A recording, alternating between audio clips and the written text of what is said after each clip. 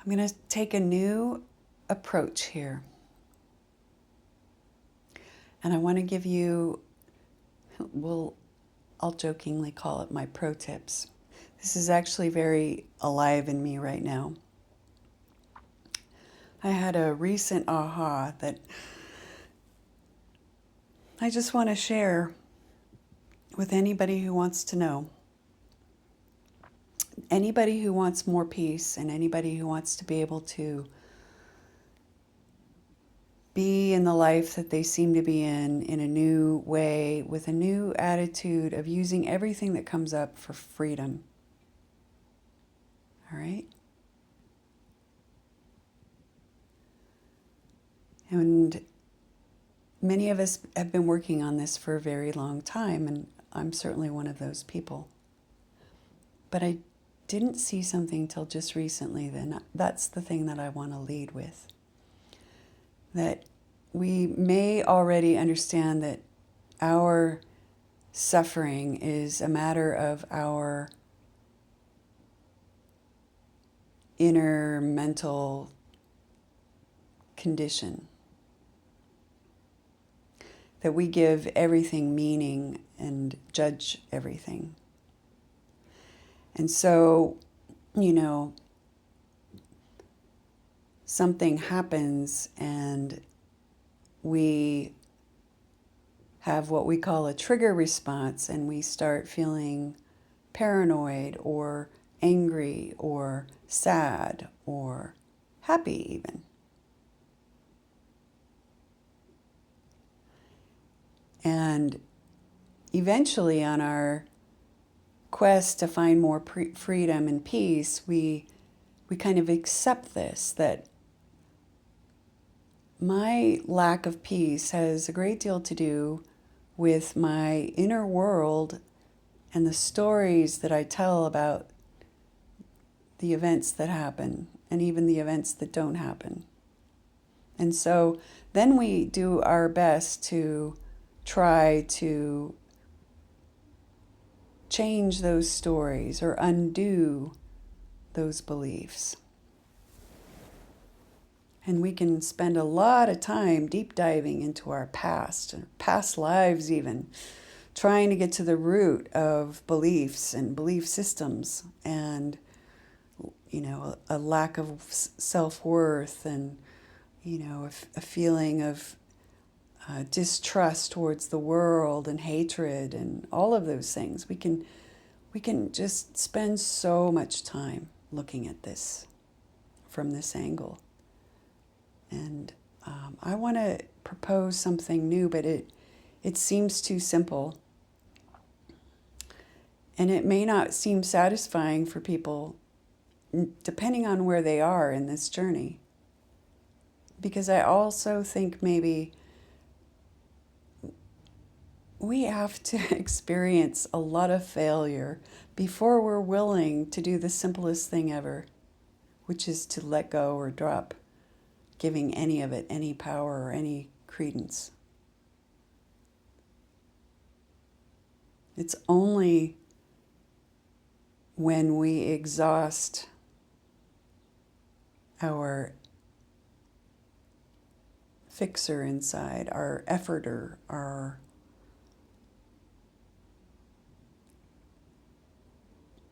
one that thinks it can make a better life. And this may sound like I'm leading you into a dark place, and I promise you I'm not. It's just that I'm trying to reveal that there's this false identity, and we have to somehow see that it has just never come through with any of its promises before we're willing to do the simplest thing ever. So the thing that I most recently, I want to say discovered, but it's just so obvious, it's silly now, is that my thoughts and my judgments and my memories, I always called them mine, but they're not.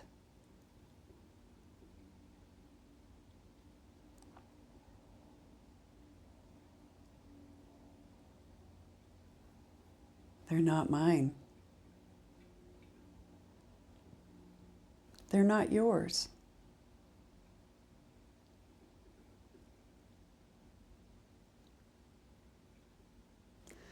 And therefore, they're not actually the problem.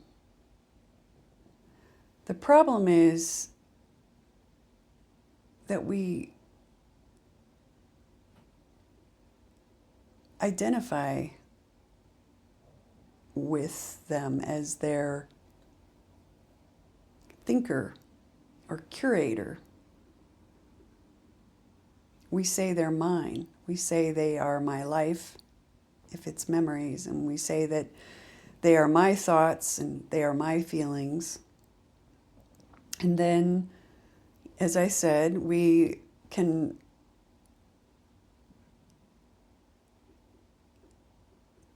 take a lifetime to figure out how to fix them or make them go away. And we try psychological tracks, and we take spiritual tracks and magic, and there's just endless routes we try in order to improve or fix the inner condition of thoughts and feelings and memories so that we can have more peace. And a lot of those methods are really helpful sometimes, like Byron Katie, and she has her 4 questions and turnarounds that she calls the work. And that can be really helpful to begin to do self-inquiry when we're really stuck. But what I've noticed is, for me anyway, the thoughts and the stories still happen.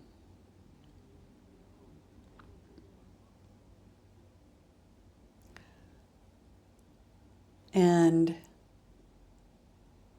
what has changed is that I have decided there's no evidence they're mine.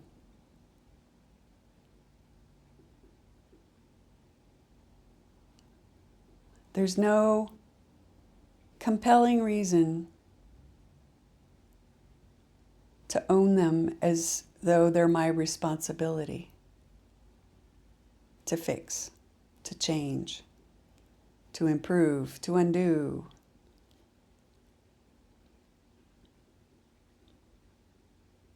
What's my responsibility then? Well, this is where our freedom is, right? This is exactly the good question. My responsibility, if they're not mine, is to remember that.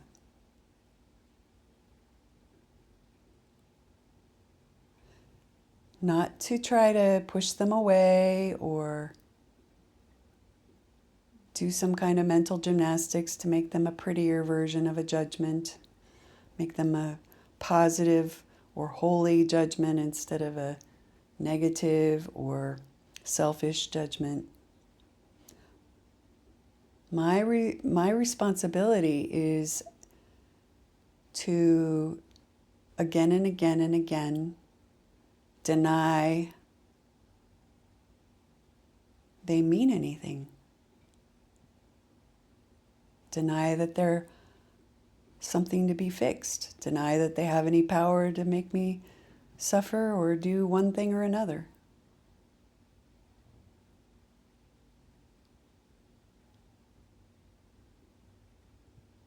This really just sounds too simple, doesn't it? But see, what happens is if we dedicate our lives to this new way of being with our experience, it does seem to cost us for a while. It seems to cost us. It's nothing actually real that it costs us, but we have to go step by step and discover that. And this is where the resistance, as it's called, comes in, because we have always identified as the thinker of those thoughts, and then the thinker has a head, and the head has a body, and the body has a past and a future. That's the simple form. It has a gender and a nationality, and it has a age, and it has a plot or a trajectory that it's lived, and it has a whole backstory, this thinker of thoughts. So when we begin to divest ourselves of the belief that we are the thinker of those thoughts and they're mine, we're actually weakening the whole illusory ego identity. And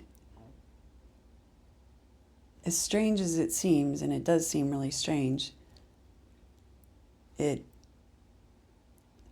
like it has this phantom power from eons of us believing in it, and it can use that phantom power to kind of pull these little tricks on us and to keep us in its trance, so to speak. So it's nothing to worry about. It's nothing to be fearful of. It's just the dynamic that we find ourselves in when we begin to behold our inner experience is really the same as our outer experience. None of it is mine. I can be in it and not of it. I can allow it to unfold. I can accept it as neutral and just be. There's also something, until it's exhausted, there's something that'll kind of sneak in while we're not being vigilant for a moment and get us really worked up or identified again, kind of snap us back into the trance. But see, what the other thing is that each time that happens, that's the time we can take a look at, what am I afraid to lose? Because this system, it knows all of our lies we've been telling ourselves. It knows all of our story. It's part of that. It is the story. So very gently we just notice, oh, I'm afraid of losing my future as I've always imagined it to be. I'm sad to lose something. It's always loss. So then just don't fix that either. Just notice it.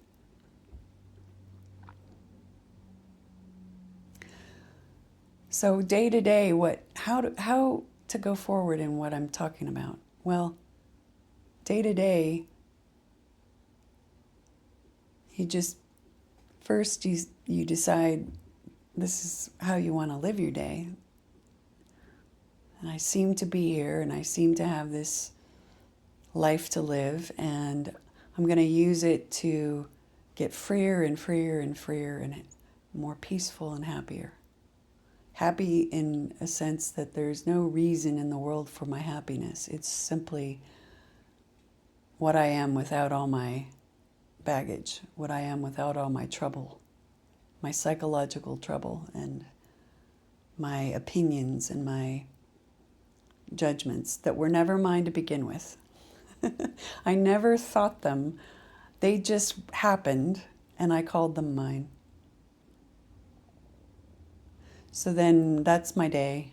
So I get up and I turn on the water and it doesn't turn on. And I got to get a shower before I go to work. And there's something happening with the plumbing. And all the stuff starts in my mind and heart and, emotions. And the thoughts come rushing in about, who forgot to pay the water bill, or what kind of plumbing nightmare I have hidden behind these walls, or what did that plumber do wrong when he was here last weekend, or, wherever it goes. Those are all instantaneous. You didn't think them, they just happen. All of it. But in that moment, you are completely in the trance of thinking you're the thinker of those thoughts. So then what I'm suggesting is, because you've given your day a new purpose, you just quickly, because of the suffering that's happening, that's your alarm bell. That's your engine light on the dashboard, as I like to say. You stop and you go to your breath or something. And you know that you're not those thoughts. They're not yours. You don't have to own them or fix them. And you certainly don't have to give them any power. You just stop.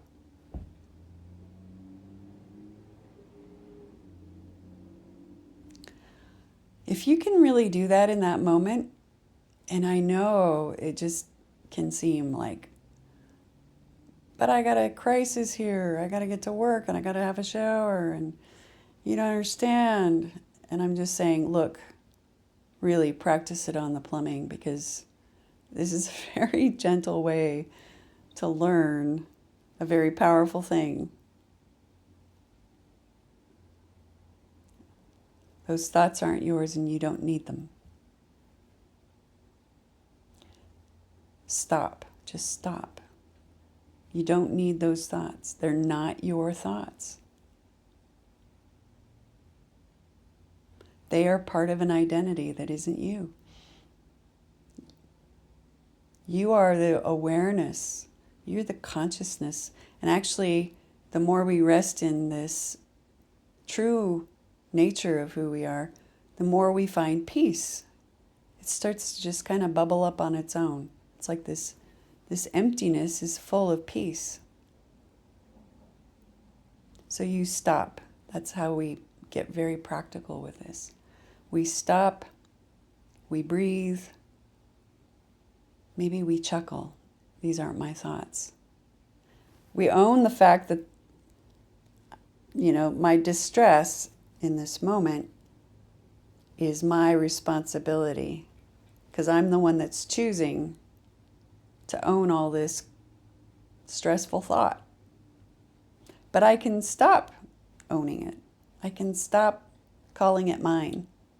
It can still happen and I can watch it for a while, but I don't have to give it any power.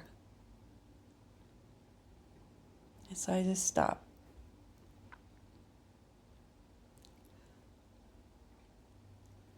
Now, where most people's minds go is, yes, but what about the plumbing? Well, you're going to have to discover this for yourself, like I've discovered it for myself. But if you stop completely, the next moment and the next moment and the next moment, which are all just one moment, it's just one big flow. It just handles itself. And you might know that without thought and suffering, you turn a little knob under the sink and it turns on. Or somewhere in the wall of your shower. Or you find that your hand is going to your cell phone and you just call your handy guy or a girl or plumber or whoever it is. Or you look at the mirror and you notice that your hair doesn't look too bad and you just go to work.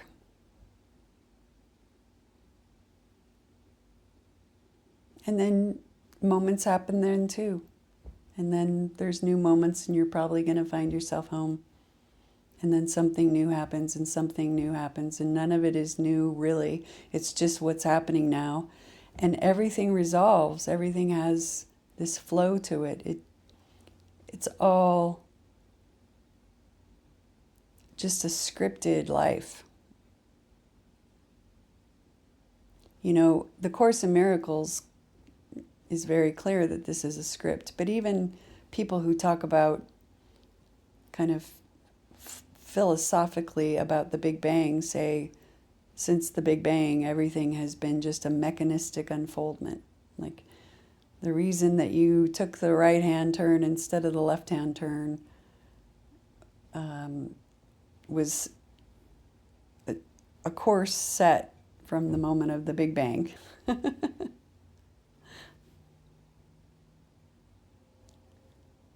I don't know about that, but I know that a metaphor that does work for me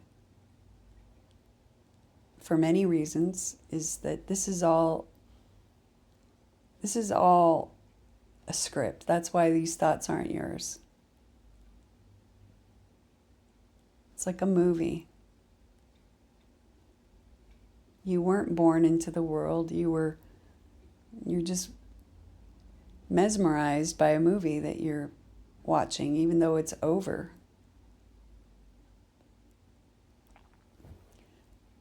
But the more we begin to tire of being the movie character and see, the more that we see that it doesn't produce the favorable results in a consistent way that we would like. In fact, mostly we have a lot of stress and failure. The more that we see that, and especially the failure part, the more that we fail, the more something in our mind gives up. And that's what begins us looking inward. And that's how we can come to these new attitudes and new perspectives that I'm defining, that I'm helping you open up to, maybe. So we're still in the movie, even though, or watching the movie, I guess more accurately said, even after we have this new purpose for our day. But it's just a movie, so there's no problem.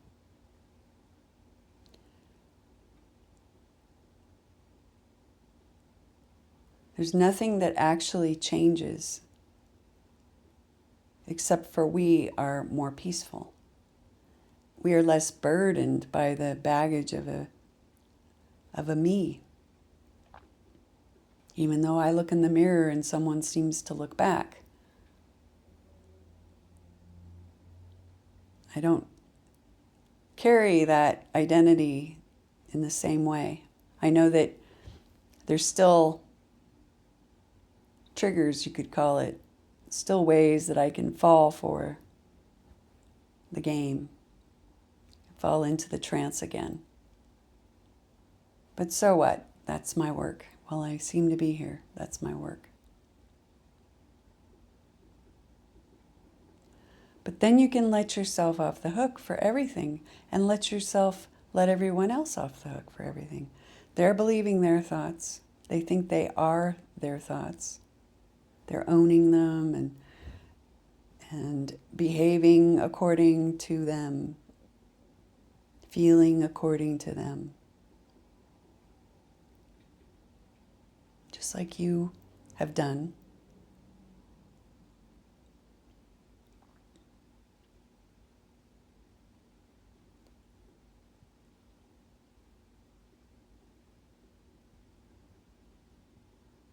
And the world, that's all that's happening. People are either, or we'll call it people, right? But this one mind that is dissociated and thinks it's 8 billion people plus all the other planets and beings or whatever. This one mind as 8 billion people, in its different aspects, it's either continually persisting in its attempts to find happiness in playing the game in the movie some new way, that brings them all the stuff they think they're missing. Or the other category of split minds are that they're onto it. They're onto the fact that the dream or the hallucination or the movie script or the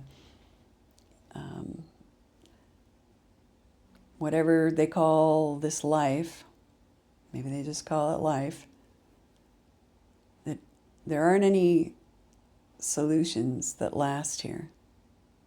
Everything turns to decay and rust eventually, if not before. And so they've had some moment of openness, and they begin to see differently.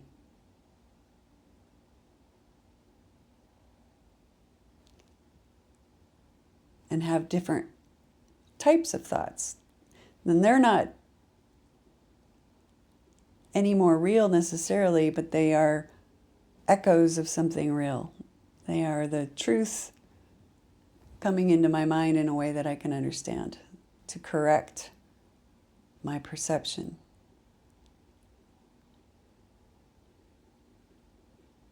So that's all that's happening. A group of us are trying to find peace in the world, whatever peace means to them. It's always some kind of external accomplishment or change or something. And then a group of us are tired of that approach, tired of the failure, really wanting peace more than they want anything else.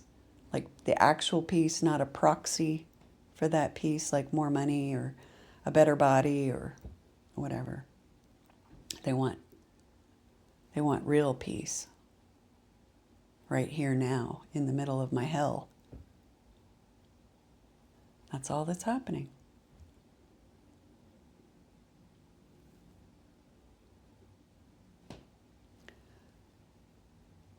So the most important thing of this little recording is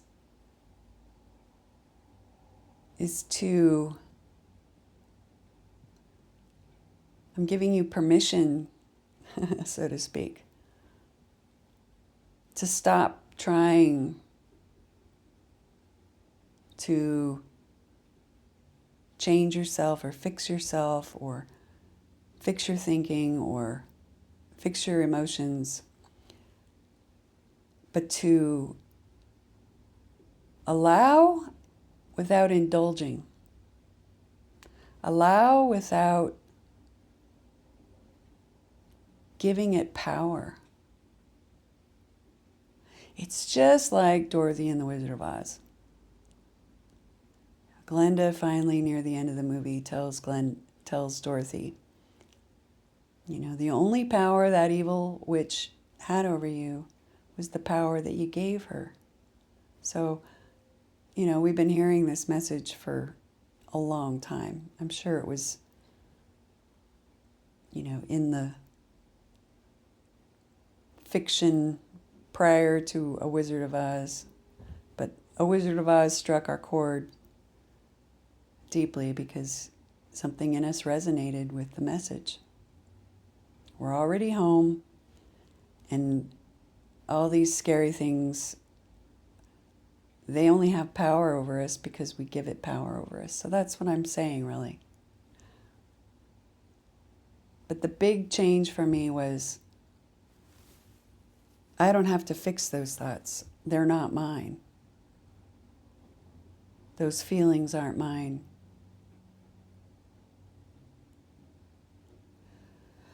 But if I believe in them and if I give them the label mine, then they take a life of their own, so to speak. They create, fearful images that I call my future possibilities. They run amok.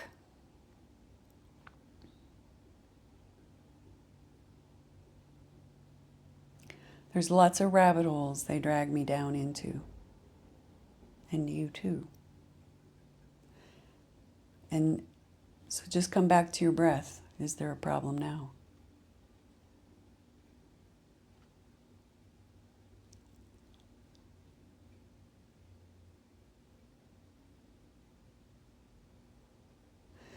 I think this is good for right now. And I hope this is helpful. Let me know.